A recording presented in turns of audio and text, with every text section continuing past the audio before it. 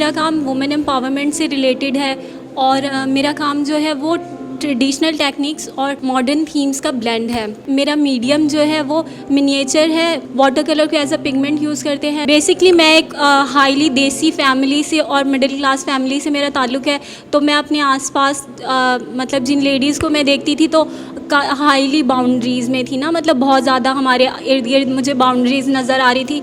But उन boundaries के बावजूद मैं जब उनको देखती थी कि वो अपने अंदर कितनी आज़ाद हैं, कितनी एम्पावर्ड हैं, मतलब उनके पास क्या कुछ करने की पावर है, तो वो सोसाइटी पर इस मतलब जो जिन औरतों के ऊपर पाबंदियाँ होती हैं वो बाउंड्रीज़ के अंदर होती हैं, सोसाइटी को में उनका क्या किरदार होता है, वो भी सोसाइटी की बेटरमेंट के लिए उनका पार्ट क्या होता है, किस तरह से वो उसकी बिल्डिंग में हेल्प कर रही होती हैं। जब मैं अपने आसपास अपनी अम्मी, अपनी कज़न्स को देखती थी कि वो बाउंड्रीज़ में हैं बट फिर भी वो सोसाइटी डेवलपमेंट में हिस्सा लेती हैं उन बाउंड्रीज़ के बावजूद। Now I am working on global lady leaders. ये अपवा लेडीज़ इस पेंटिंग का नाम है और अगर आप अपवा लेडीज़ को गूगल पर सर्च करेंगे तो आपको ये ओरिजिनल पिक्चर मिलेगी। अपवा जो है वो एक ऑर्गेनाइजेशन है जो वुमेंस के लिए काम करती है, जिस पेंटिंग का टाइटल है नन। मदर टेरेसा वो एक ख़ुद एम्पावरमेंट पीस का सिंबल हैं, तो उनको मैंने रीएनाटमाइज़ उनकी पिक्चर को किया है कि वो कितनी मतलब पावरफुल लेडी थी। जिस पेंटिंग का टाइटल है वॉर न्यूज़, बेगम जहारा शाहनवाज़ हैं, वो रेडियो पाकिस्तान में जो है न्यूज़ पढ़ रही थी 1947 के अराउंड के टाइम पर, वॉर प्रोपेगेंडास पर न्यूज़ पढ़ रही थी और उस आर्टिकल पे जो पिक्चर छपी थी तो ये उस पिक्चर की रीएनाटमाइजेशन है। मेरा नाम उबैद तारिक है और इस एग्ज़िबिशन में मैंने 4 आर्ट वर्क्स प्रेजेंट किए हैं। मेरी करंट प्रैक्टिस का सब्जेक्ट बड़े सग़ीर है और यहाँ के बसने वाले लोग हैं, उनका रहन सहन, उनकी नफ्सियात, उनके अकायद और इन अकायद पर मबनी जो रद्द अमल होता है उनका, उन पर एक तफ्तीश है, एक मुशाहिदा है जो आपको मेरे कामों में देखने को मिलेगा। लेकिन ये महज तनकीद नहीं है, ये एक तरह का तबसरा है कि मैंने इन्हें कैसा पाया है। दौर जदीद की जिद्दत है एक तरफ। अगर मैं मंटो साहब के चंद अल्फाज कोट करूं तो ज़माने की करवटों के साथ करवट बदलने की जो कशमकश है वो आपको मेरे काम में देखने को मिलेगी। कैनवस पर ये जो कॉम्पोजिशंस आप देख रहे हैं, ये जो फॉर्मेशंस हैं, ये दरअसल एक तरह की इंटरप्रिटेशन है या एक ट्रांसलेशन है चंद कुरानी आयात की, जिनको कन्वर्ट किया गया है एक बाइनरी कोड में, एक बाइनरी लैंग्वेज में, the language of zeros and ones. ये आज के दौर की एक बहुत जदीद, बहुत एडवांस लेकिन बहुत बुनियादी ज़ुबान है। इंसान की जितनी भी इजादात हैं, लेकिन एक आम आदमी इस ज़ुबान से फ़ायदा तो बहुत उठाता है लेकिन कभी इसको समझ नहीं पाता, कभी इसको एक्सपीरियंस नहीं कर पाता। मेरी हमेशा कोशिश रहती है कि मैं अपने काम में अनकन्वेंशनल मीडियम्स का इस्तेमाल करूं। इन फनपारों पे जो आप दाने या बीज लगे हुए देख रहे हैं, ये दरअसल वो बीज हैं जो कुलखानी की रस्म में तस्बीह के तौर पे इस्तेमाल होते हैं। मैंने इन बीजों से वो मुकद्दस कुरानी आयात लिखी हैं बाइनरी लैंग्वेज में जो इन्हीं बीजों पे तस्बीह के तौर पे पढ़ी जाती हैं।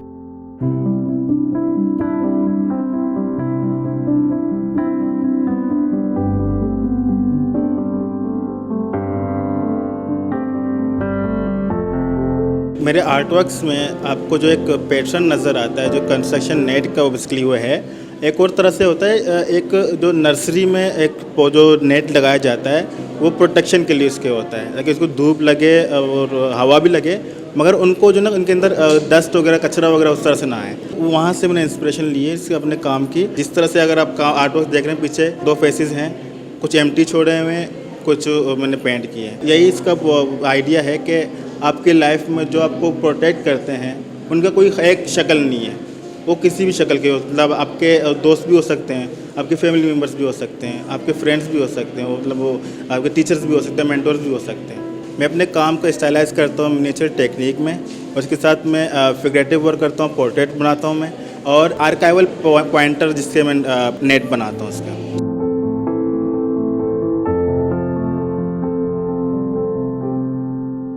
मेरा काम मेरे बाबा से रिलेट है जो कि 22 साल से फॉरेनर हैं और 16 साल से मैंने उनको नहीं देखा, तो बचपन से जो उनके एब्सेंस है मेरी लाइफ में, मैंने उनको पेंट किया है। मैंने अपने काम में एलिमेंट्स जो यूज़ किए हैं वो पेपर प्लेन है और एरोप्लेन की विंडो को इम्पोज किया है, क्योंकि बचपन में जब भी मैं प्लेन देखती थी तो मेरे माइंड में यही होता था कि इसमें मेरे बाबा हैं, तो मेरे काम में ये जो आइडिया आया एरोप्लेन का, तो ये वहीं से आया है। मैं ट्रेडिशनल मिनिएचर पेंटिंग में काम करती हूँ, जिसमें मैं पहले प्लेन को एम्बोस करती हूँ पेपर पे, फिर अपनी कंपोजिशंस को इसमें फिक्स करती हूँ और सबसे पहले अपनी फ़ोटोग्राफी करती हूँ, वो भी खुद करती हूँ फ़ोटोग्राफी जो इसमें होती है। मेरी तमाम पेंटिंग एक ही सीरीज़ का हिस्सा है, जिसमें आपको डिफरेंट कंपोजिशंस नज़र आएंगी।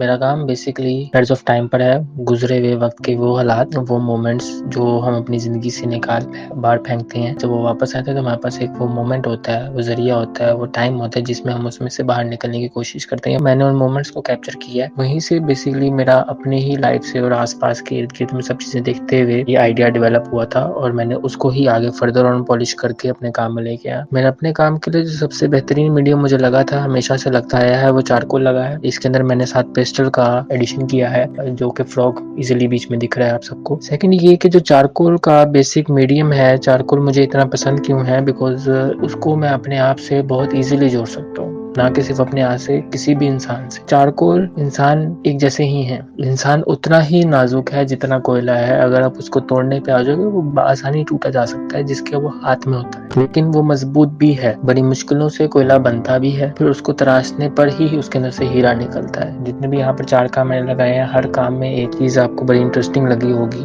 जो कि मेजरली फ्रॉग है। ये रेड आई ट्री फ्रॉग है, मैक्सिकन फ्रॉग कहते हैं इसको, एंड ये सिंबलाइज करता है ट्रांसफॉर्मेशन को। मैंने इसका अपने काम में इसको इसलिए डाला है कि हमारे जो पास्ट जब हमारे पास वापस आता है, जो कि मेरे क्रम्बल्ड पेपर के टेक्सचर से शो हो रहा है कि हमारा गुजरा हुआ कल है, उस मोमेंट में जब हम फंसे होते हैं तो हमें कोई उम्मीद की किरण या ग्रोथ के लिए कोई चीज दिखनी चाहिए। तो फ्रॉग जो है बेसिकली कलरफुल और ब्राइट है, इसलिए मैंने इसको ऐड किया, क्योंकि ये आगे आपको ग्रोथ और हील की तरफ खींचता है, आपको बताता है कि आगे आने वाला कल जो है वो खूबसूरत है, अब गुजरे कल से बाहर निकल के आओ।